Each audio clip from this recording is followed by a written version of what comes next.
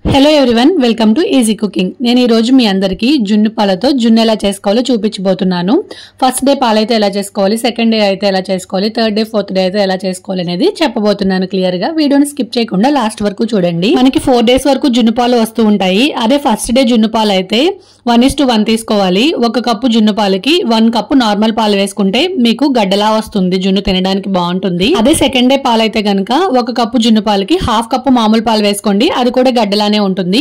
Third day fourth డేది గడ్డలాగా అవ్వదు. జున్ను పాలలో మామూలు పాలు కలపకూడదు. ఇప్పుడు నేను మీకు చూపించేది థర్డ్ డే ఫోర్త్ డే జున్ను పాలు అనమాట. ఫస్ట్ జున్ను పాలని ఏ బౌల్లోకి అయితే కాచాలనుకుంటున్నామో ఆ బౌల్లోకి యాడ్ చేసుకోవాలి. దానిలోనే 1 స్పూన్ వరకు మిరియాల పొడి, 2-3 యాలకులు దంచుకొని వేసుకోవాలి. దీనిలోకి టేస్ట్ కి సరిపడా బెల్లం వేసుకోవాలి. చాలా మంది షుగర్ తో కూడా చేసుకుంటూ ఉంటారు. పంచదార అంత టేస్టీగా ఉండదు, హెల్దీ కూడా కాదు కదా.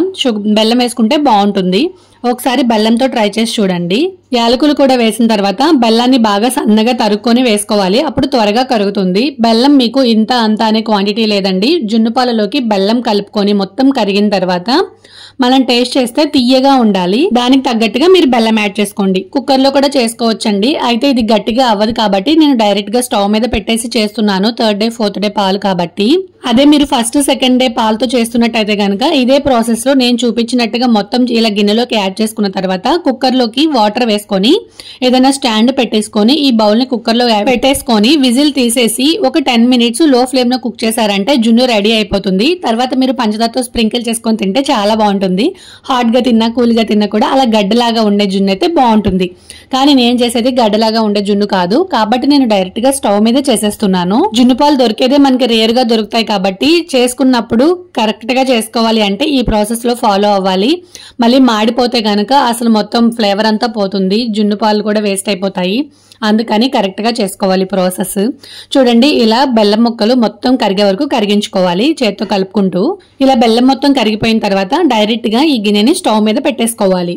స్టవ్ మీద పెట్టిన తర్వాత లో ఫ్లేమ్ లోనే ఒక 10 నిమిషాలు ఉడకనిస్తే సరిపోతుందండి. మధ్య మధ్యలో చూసుకుంటూ ఉండాలి, ఎందుకంటే మనం డైరెక్ట్ గా గిన్నెలో పెట్టేస్తున్నాం కాబట్టి అడుగు పెట్టే ఛాన్స్ ఉంటుంది.